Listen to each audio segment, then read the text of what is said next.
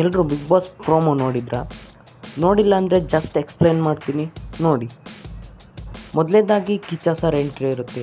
ಯಾವ ರೀತಿ ಅಂದರೆ, ನಾರ್ಮಲಾಗಿ ಎಲ್ರಿಗೂ ಗೊತ್ತಿರೋ ಹಾಗೆ ಕಿಚ್ಚ ಸರ್ ಈ ಸಲ ಇರ್ತಾರಂತ ಡೌಟ್ ಇತ್ತು. ಅದ್ರ ಬಗ್ಗೆ ಒಂದು 2 ಮಾತು ಹೇಳ್ತಾರೆ. ನೆಕ್ಸ್ಟ್ ಏನಪ್ಪ ಅಂದರೆ ಒಂದು ಕತೆ. ಅದು ಯಾವ ಕತೆ ಅಂದರೆ, ಒಂದು ಕತೆ ಹೇಳ. ಹಾಂ, ಗೊತ್ತಾಯ್ತಲ್ಲ ಯಾವ ಕತೆ ಅಂತ. ನರಿ ಮತ್ತು ಕಾಗೆ ಕತೆ. ಆದರೆ ಇದರಲ್ಲೊಂದು ಟ್ವಿಸ್ಟ್ ಇದೆ. ಗೊತ್ತಿರೋ ಹಾಗೆ ಕಾಗೆ ಹತ್ರ ಕೇಳುತ್ತೆ ನರಿ ಒಂದು ಹಾಡಂತ. ಕಾಗೆ ಹಾಡು ಹಾಡಿದಾಗ ಕಾಗೆ ಬಾಯಲ್ಲಿದ್ದ ಒಡೆ ಜಾರೆ ಬೀಳುತ್ತೆ. ಇದು ರಿಯಲ್ ಸ್ಟೋರಿ. ಆದರೆ ಇಲ್ಲೊಂದು ಟ್ವಿಸ್ಟ್.